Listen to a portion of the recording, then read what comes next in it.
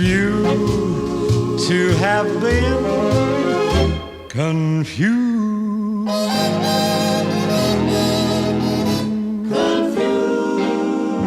Good morning, good afternoon, and good evening in whatever time zone it is that you are listening to this podcast. Welcome to episode number 11 of Off the Shelf, a podcast that looks at what it means to be a true follower of Jesus in the context of Scripture and the message of William Branham. My co-host, Brian Lynch, is traveling today, so won't be joining us. However, with us today on Off the Shelf is Careyann M. Careyann grew up in the message and has been exposed to just about as much weirdness as is possible to experience amongst the followers of William Branham. I should note that not everyone that follows William Branham has experienced what Careyann has. I certainly haven't, but the fringe elements are definitely there. Careyann, welcome to Off the Shelf. Thanks, Rod. Glad to be a part of this work. Most message believers tend to be raised under one, perhaps two churches their entire lives, with visiting the occasional camp meeting or listening to the occasional visiting pastor. My story is a bit different, as the longest I've ever lived in one place was about 4 years. So if anyone can speak about the massive doctrinal differences between each and every message church, and why message churches 5 minutes apart don't even fellowship together because of a difference in quote selection, I think I might have the experience to do so. And that's exactly why I want to talk to Careyann. I knew that there were some weird offshoots in the message, but I didn't rarely ever get to see them up close. So let's get started with the question we ask everyone off the bat. How did you come into the message? Well, I was born in California, and I was raised in the message, where my dad was a part of the prison ministry at the time. He held church in our home until I was about 4 years old. My father then claimed God told him to move to the Philippines and be a missionary, so he sold his successful business and everything we owned and moved our family, my mother, myself, and my two older brothers, to a third world country where we spent the next 9.5 years of my life spreading the message and building churches. He built and worked with several churches over those years while my mother witnessed to everyone she met about William Branham. Our lives revolved around the message. I grew up with a love of truth and of reading my Bible, and had read through it several times by the time I was 10. I loved the message because I thought it was truth and had never even thought twice about questioning anything I was taught. I mean, who questions anything your parents teach you? You don't think they would teach you lies. That's exactly right. So do you ever recall hearing anything that you thought was contrary to Scripture? I do remember hearing William Branham say how a baby in the womb was just a bunch of jerking muscles. And I wondered how in the world that was possible when John the Baptist received the Holy Ghost from his mother's womb and jumped for joy upon hearing the news of Jesus' conception. I believe that was the first question I ever put on the shelf, as we like to say. And if you think about it logically, that would condone abortion if a baby is just a bunch of jerking muscles while in the womb, not really kicking and not really responding to outside stimuli, as has been proven by science, and doesn't have life in it until it takes its first breath. That would condone abortion. I agree, Careyann. And it's clear to me that William Branham's teaching on the subject explains why message ministers rarely speak out about the terrible crime of abortion. However, the Bible's clear that William Branham's teachings are wrong. In Isaiah 49:1, we read, "Before I was born, the Lord called me," Isaiah wrote. And Jeremiah said this in chapter 1, verse 5, "Before you were born, I set you apart. I appointed you as a prophet to the nations." Dehumanization, which results in untold murders, is going on all around us, from abortion to doctor-assisted suicides, which are happening here in Canada. Wouldn't a real prophet have seen that coming? Anyways, getting back to your story, Careyann, what was it like for you growing up in the message? Well, my father had the entire library of Branham tapes and books in our guest bedroom on our wall. It took up literally the entire wall. Wow. And he listened to tapes practically all day and all night. They were constantly playing. As soon as it went off, he'd put another one in, turn it over. It was constantly playing.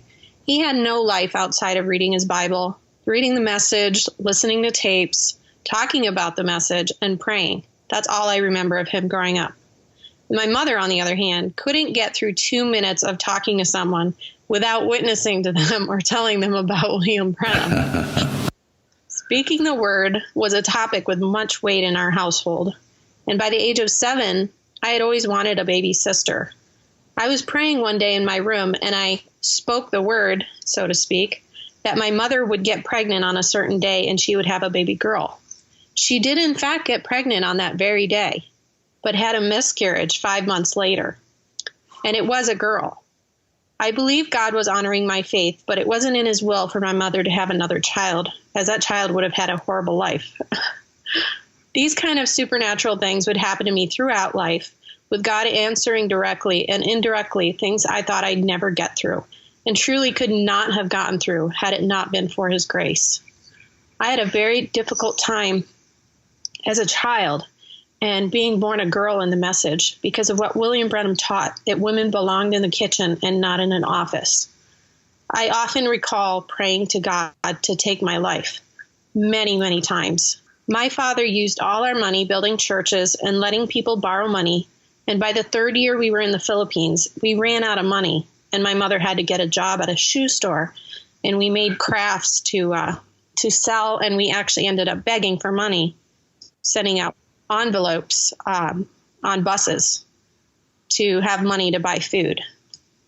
And so that was a very difficult childhood because my dad forgot he had a family and he was too busy spreading the message. It took precedence over his family. Yeah, that's really difficult. And I know in the more, I guess you call it legalistic flavors of the message, women are treated like second-class citizens often. Did you feel that way? I did. I always felt shafted because my brothers got everything and I got cut out of everything. I actually have a photo where my oldest brother has a big boat, a toy, and my second brother has a smaller boat, and I had nothing. Wow, that's so that was, I was a girl, and girls are worthless, pretty much. So my father's reason. That's certainly not the way I treated my wife or my daughter. Yeah, she's my princess, right? Yeah. And I don't get this. I don't get how men can do that. But anyways, I do realize that does happen in a number of situations. I've heard it from so many women how they're just mistreated because of William Branham's quotes about women and the degradation of women. But my father's reasoning for this was that my husband would support me. So I didn't need any money. I didn't need anything. I would just get married and my husband would be my provider. So when we moved to Florida years later, he split his business 4 ways between my parents and my 2 brothers, cut me out of ownership completely, and only paid me minimum wage to answer phones in the office. While I sat back and watched my brothers blow their money, I wished that I had been born a boy because the life of a girl in the message was like a curse to me. I was never allowed to do anything and got the least of everything, while the boys could live a seemingly normal life and fit in with everyone else, not having to worry about being called Amish. Being a girl in skirts, I stuck out like a sore thumb because I went to public school when we moved to Florida.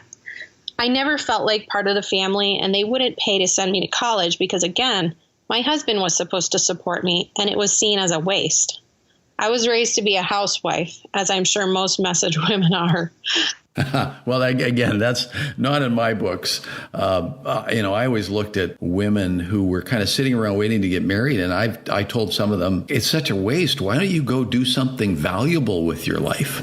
And some of them would look at me funny and say, you really don't know what you're talking about. But I couldn't see the point in it.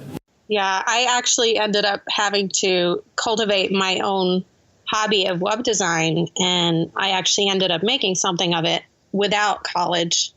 And I ended up working for several companies doing web design. So regardless of my parents' lack of support for college, I still made something out of that and was working. And in fact, while living in California, I was rebuked by a missionary on Facebook who lived in Ohio because I had a job.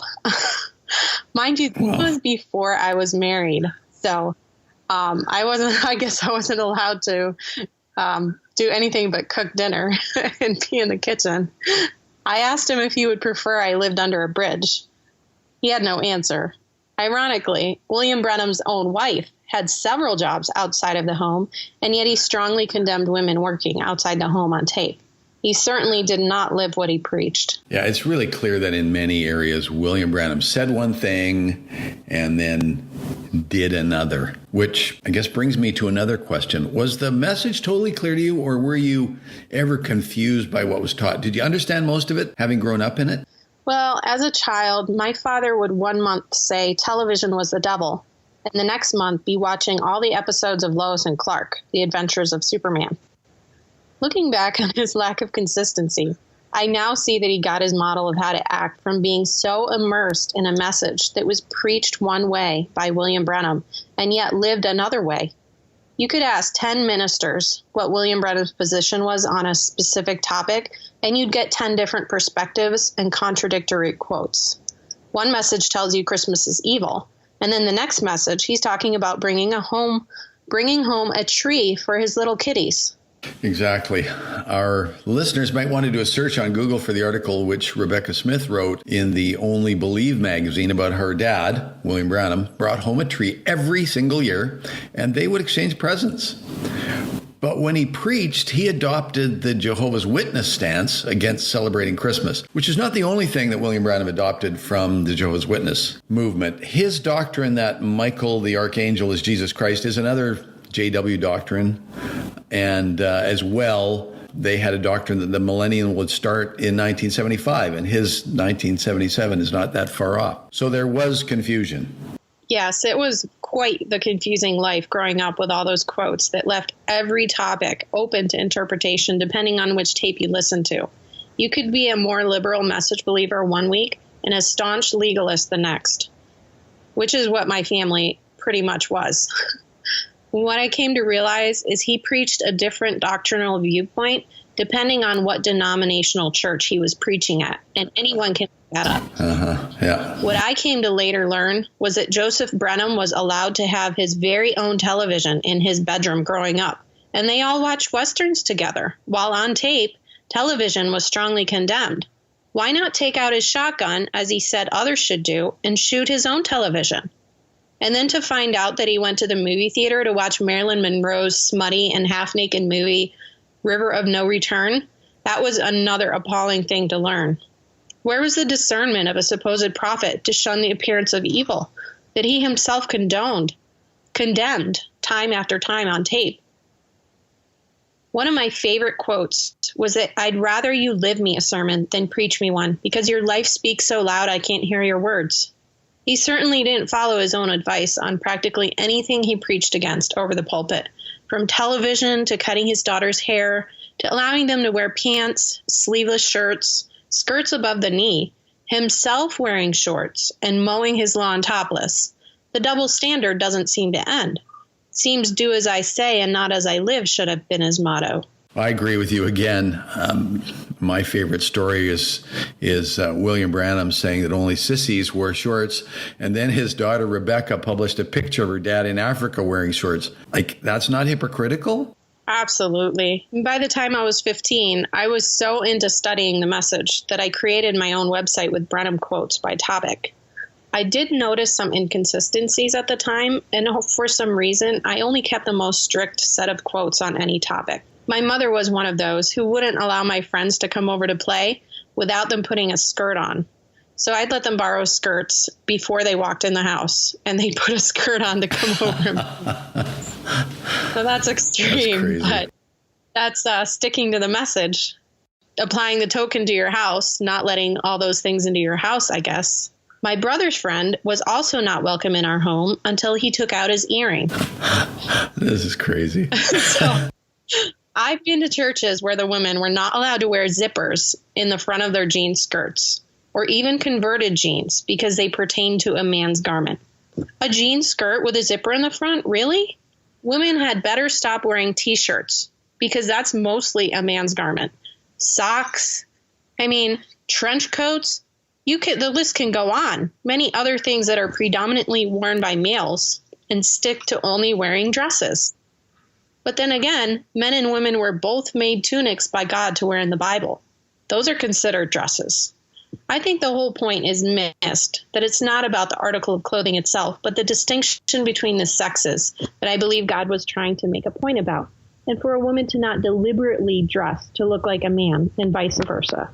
Well, what you're talking about is where I see William Branham bringing Old Testament law into the New Testament church. And as we talked about on our podcast with James Rozak, this was not what Paul taught.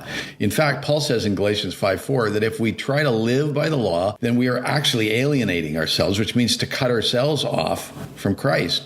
Paul says trying to keep the law causes us to fall away from grace. But it is astounding, Careyann, because what you're talking about is to some extent completely foreign to my experience with the message. So, Careyann, how long were you in the message? Until the age of 30, off and on. I was a diehard message follower until the age of 19, when I found out a minister I had a lot of confidence in had committed adultery.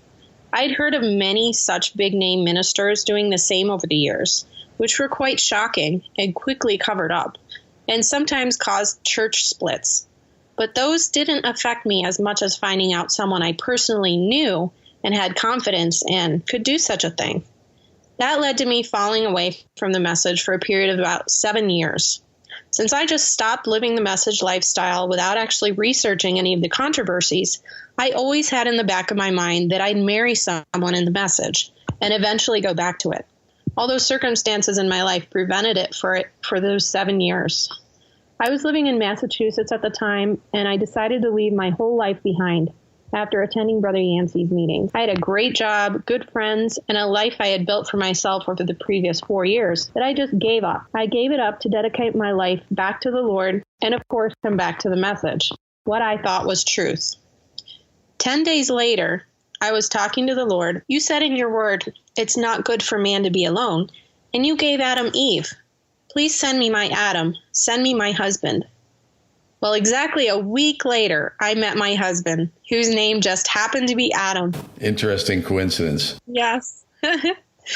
He was not in the message when I met him, however, but I had faith that God would open his eyes to the truth, as we like to say.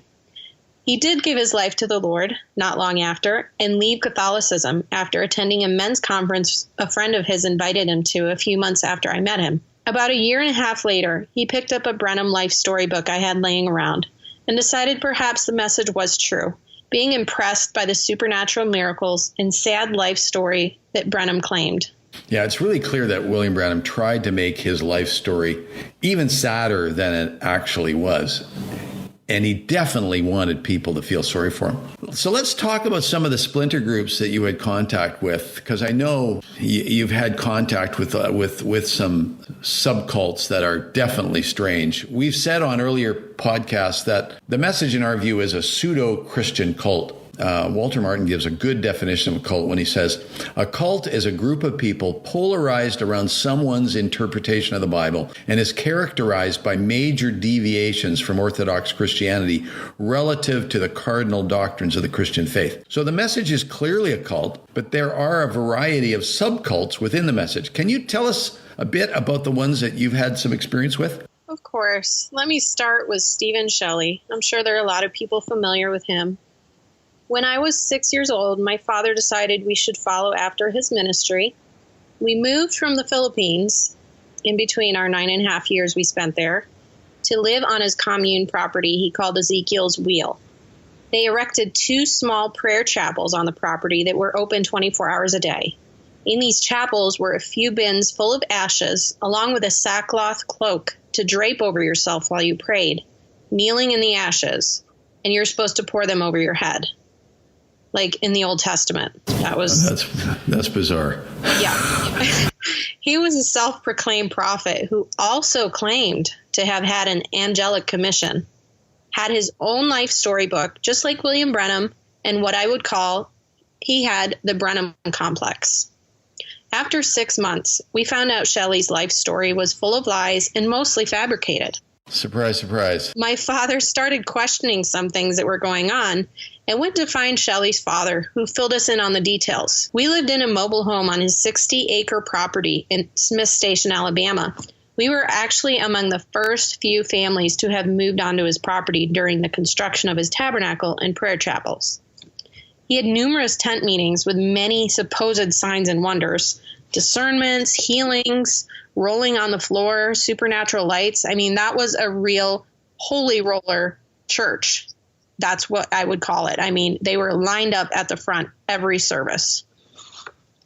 And one of my friends one day told me that Shelley told her parents we didn't have the Holy Ghost, and so we weren't supposed to be living on his Ezekiel's wheel Holy Ghost property. When my dad confronted him and his deacons, that led to us getting kicked out of the compound for questioning Stephen Shelley, the prophet. Yeah. Well, I heard a very bizarre story about Stephen Shelley, which I'm not sure if it's true, but it sounds strange enough to actually be true. William Branham had said on a tape, I think speaking rhetorically, we get to know one another so well till we can chew each other's chewing gum. That's real brotherly love, isn't it? That's real close communion. And apparently Stephen Shelley had a communion service, and in addition to the wine and unleavened bread, which you normally have in a communion service, he also took a stick of gum, chewed on it. Of course, he was the first guy to chew on it, and then had everyone in the congregation chew on it as well as part of the communion service. I find it hard to understand how people can even tolerate such strange behavior. Wow, yes. That actually is one of the quotes I remember my mother bringing up to me, and it is quite disgusting and unsanitary. Some people really do take his quotes a little bit too far. That is so bizarre. So were there any other message subcults that you experienced? Actually, yes. There is another one of Donald Parnell and the Third Testament Millennium Believers, who can back up every doctrine they have with Branham quotes. Another self-proclaimed prophet with a Branham complex, and another claimed angelic commission. The main church my dad built in the Philippines, which was quite a large church, it's been taken over by Donald Parnell and his doctrines, which state that the rapture took place in 1963 when the cloud came down, and we are now living in the millennium. The reason this doctrine even exists is because of William Branham's own claim that the bride goes up in the rapture at the 4th chapter of Revelation and is not seen again until the 19th chapter. Which is a complete plagiarism from Clarence Larkin. And that's why a lot of his stuff doesn't fit together, because he would plagiarize Larkin and then he'd use some of his own stuff. And when you take it all together, it just doesn't add up. Yeah, and he actually changes it in different tapes from the 3rd chapter to the 4th chapter. So, it's a lot of confusion. Yeah, that's exactly right. If the 7th angel came down in 1963 and opened the seals, that would mean we were in between the 4th and 19th chapters, and the rapture had already happened, or the message in Branham's claims of being the 7th angel messenger were false. Now, we can't have him being false, so we'll take the first choice. Keep in mind, every subcult within the message that I've seen, they all have supposed rampant miracles, lights, signs, and wonders, along with a self-proclaimed prophet, piggybacking off of William Branham's ministry and his claim to have someone coming along after him to continue on his ministry.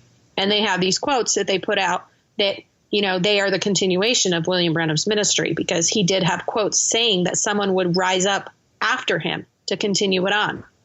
I began to see this pattern when I moved out to California with my husband. We're going to do a podcast just on the issue of the cloud, because it's clear that William Branham was never there. And a lot of people, particularly the stranger ones, like to use the cloud to justify certain things. And even William Branham's daughter, Rebecca, admitted in an article that she wrote in the Only Believe magazine on the cloud that it didn't happen, that he wasn't there. But in order to justify William Branham's lies about the cloud, his followers are now forced to say that he was in another dimension when he saw it, which is complete nonsense when you actually read what he said about the cloud. Message ministers often say that the strange people that the message attract is somehow proof that it's correct. I never really did understand that line of reasoning, but there is no question that the message does attract a lot of people with bizarre beliefs and people that love conspiracy theories. I know of a number of people that were sucked into the Parnell cult, and in my view, Parnell is clearly preying on the weak. So besides Parnell and Shelley, experience with any other people like the Return Ministry? Yes. We actually spent 6 months at Roy Carpenter's church in Mesa, Arizona, after we were excommunicated from Stephen Shelley's church. And he taught the Return Ministry doctrine. But I was only 7 at the time and too young to understand any of it. But when I moved out to California is when I came back to the message at the age of 28. I came to the conclusion that I never got the revelation of the message until I began to hear their explanations of what they believe and why. Just before we began attending their church, my husband and I went to Barnes & Noble to buy a book about sales. The first book he picked up had a preface about the author's childhood and how he grew up in a Pentecostal-type cult. We continued reading until we realized he was talking about the message and the abuse he endured in it as a child. What we didn't realize at the time was that God was trying to warn us of what was to come. But we put the book back on the shelf and chalked it up to being the devil trying to scare us away. This church wanted to be sure to do everything exactly how William Branham said to do things. They even had a gift room where people with supposed spiritual gifts gathered to speak in tongues and interpret. Just a few of their doctrines I'll share, which can all be backed up solidly by quotes, many quotes, included William Branham being Michael the Archangel, him coming back from the dead to fulfill his tent vision, the change of bodies happening in the little room, which was supposed to be the third pole, him getting shot, him flying around in Evan Mosley's airplane with said tent, holding healing campaigns around the world, and him shooting the bear from another vision, and the vision of the conversion of the people in Africa. All things that had failed. If it wasn't for all of William Branham's failed prophecies, there would be no such thing as a return ministry church at all. Yeah, that's right. The return ministry folks are actually honest enough to admit that a number of William Branham's prophecies failed. Yeah. But then their cognitive dissonance causes them to go so far into left field as to invent a scenario whereby William Branham has to come back from the dead to fulfill the visions. They simply can't admit that Deuteronomy 18:20-22 applies, and that has to lead to some other really strange things happening in their group. Yeah. There was a self-proclaimed prophet there named Raoul who would go around telling everyone, God told me this and God told me that, and I had a vision about this and that. And he even had a little black vision book, just like William Branham claimed, and could name what quote came from what sermon on what date. It was quite bizarre. Something just didn't sit right with me from the start, but I just sat back and observed and kept things to myself for a little while. They had my husband help with a sound system and record all their prophecies and transcribe them onto a website. So luckily I had all these things written down, so I saved them. I sent Raoul's sister some quotes on GMO food being banned in Russia, along with an article, to which she responded with a snarky email. Raoul then decided he needed to recruit the pastor and come to our home to have a talk with me because I offended his sister, because he told my husband he had a word from the Lord for me. He told us he had a vision of me chained to a toilet and all kinds of other things, and that I shouldn't fear GMO food because all these curses were going to come on me and all this other stuff. But after they left, I was so livid because I was like, I'm done with this guy. And I sent him a message to explain the vision to me further to see what he would say. He said he would have to pray about it and he would get back to me later. Well, of course, that's convenient. Yeah. That Sunday after church, they had their gift room gathering in between services, and I had gone to the corner store with a pastor's sister. It was just the right timing by the grace of God. I walked back into the church to use the restroom. I overheard Raoul begin to speak in tongues, and so I stopped and put my ear up to the door to hear what was being said. He started rambling on to my husband about the headship of the home and not allowing man-made interpretations to come through a woman, taking quotes out of context, and that a seducing spirit had come into our home through me, and that we needed to repent and for my husband to repeat the prophecy in my ears. Well, there was no need for him to repeat to me a prophecy I had already clearly heard myself. So that gave me a leg up in talking to the pastor. I was livid. I knew the guy was a false prophet and began calling everyone I knew who had said anything about him prophesying false things in an effort to get my husband to see the same. Well, apparently he had been kicked out of 3 churches previously for false prophecies. But with me being pregnant, it was a highly stressful time for me. Yeah. And I was absolutely not going to raise my son in that environment and decided we needed to move back to Ohio. And actually, when we first moved there, the pastor's sister, she picked up a chair and threw it at the wall and punched a hole in the wall with her hand. This was a crazy emotional church. Wow. They were all about emotions, speaking in tongues, holy laughter, rolling on the floor, and you name it. Bizarre, yeah. Prophecy. They had about 2 prophecies every service, and tongues, most of which were about William Branham coming back. So that was crazy. But so obviously really true. Yeah, right. But when my husband told him, Raul, that we were moving, Raul told him he had a dream about me 3 weeks prior. In the dream, he said I was excited to go back to Egypt and the move was being influenced by a woman and that it was an Abraham and Lot decision. We had already rented the moving van, and Adam was contemplating canceling our move because he had confidence in this brother, as did everyone else at the church. Well, I called another brother from Maury Carpenter's church, who they tried to get to move to their church since he had a gift as well.